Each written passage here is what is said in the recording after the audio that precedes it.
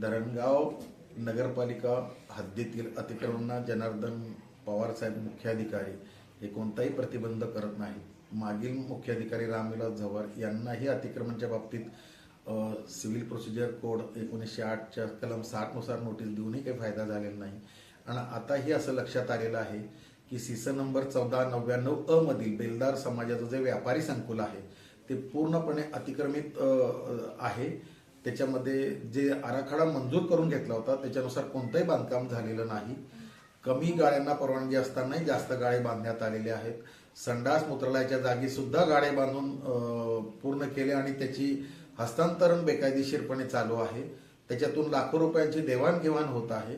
या बाबतीत मी ॲडव्होकेट हरिहर पाटील दिनांक 27/1/2026 रोजी रीतसर लेखी पुन्हा त्यांना अर्ज दिलेला आहे।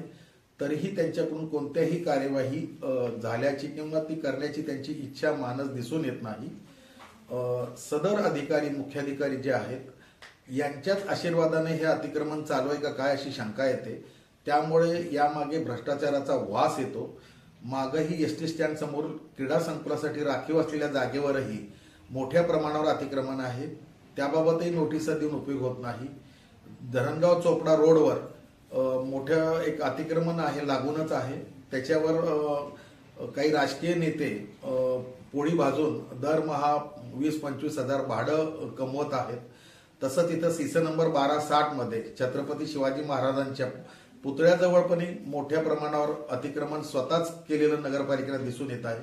ते गाळे पण त्या काळी 40-40 हजारांना संबंधितांना विकून आज त्यावर लाखो रुपयांची देवाणघेवाण होत आहे। नगरपालिकेच अशा तऱ्हेनं अतिक्रमणाला प्रोत्साहन देत आहे। सीस नंबर 5156 आणि 5157 मधील सुद्धा गाळे हा त्यांची स्वतःच्या मालकीचे नसतानाही नगरपालिकेनं त्याच्यावर व्यापारी संकुल मारून त्याच्यावर लाखो रुपये कमावलेले आहेत। ऍक्च्युअल ती शासनाची जागा आहे।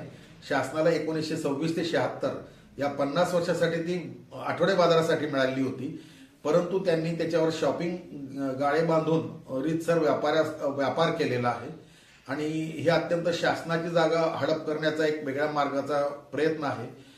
तर हे सर्व अतिक्रमण जे आहे हे पाडण्यात आलं पाहिजे आणि धरणगाव वासियांना अतिक्रमण मुक्त असं बनवलं पाहिजे। आणि जर हे त्यांनी केलं नाही तर नाईलाजास्तव जे संबंधित मुख्याधिकारी आहेत त्यांच्या विरुद्ध महाराष्ट्र नगर परिषदा नगरपंचायती औद्योगिक अधिनियम 1965च्या 190 सेक्शन आणि त्याच्याखाली सबसेक्शन 13 खाली दंडात्मक आणि तुरुंगवासाची शिक्षा होण्यासाठी कोर्टात न्याय मागणं, कोर्टात दाद मागणं मला नाईलाजास्तव भाग पडणार आहे। ॲडव्होकेट हरिहर पाटलांनी 2 अर्ज हे दिलेले आहेत। त्यांचं म्हणणं असं आहे, तक्रार की अनधिकृत बांधकाम हे धरणगावात मोठ्या प्रमाणात झालेले आहेत। त्याबद्दल तुम्ही काय सांगणार सर? धरणगाव नगर परिषद हद्दीमध्ये जे आता श्री ॲडव्होकेट हरिहर पाटलांनी अर्ज दिल्यानुसार त्यांनी जे बसस्टँड समोरील जागेसमोर त्यांनी अर्ज दिला की अतिक्रमण ते हटवण्यात यावं। सदर त्या अतिक्रमणवाल्यांना मागच्या वेळेस आम्ही नोटिसा दिलेल्या आहेत त्यांनी थोडंसं पावसाळ्याचं कारण दाखवून तो विषय थोडा स्थगित ठेवला गेला होता। त्यामुळे त्याच्यावर उचित माहिती घेऊन आता कारवाई करण्याचं नियोजित आहे। आणि परवा आलेला त्यांचा एक अर्ज आहे बेलदार मोहल्ल्यासंदर्भातला।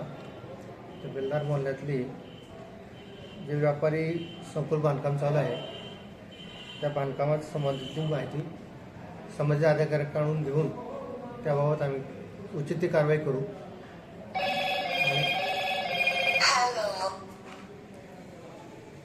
याबाबत संबंधित अधिकाऱ्यांकडून माहिती घेतोय आणि माहिती घेऊन मग तसंच आपल्याला कळवण्यात येईल। सर तुमचे नाव काय? माझं नाव भिकन पारधी, कार्यालय अधीक्षक, धरणगाव नगर परिषद।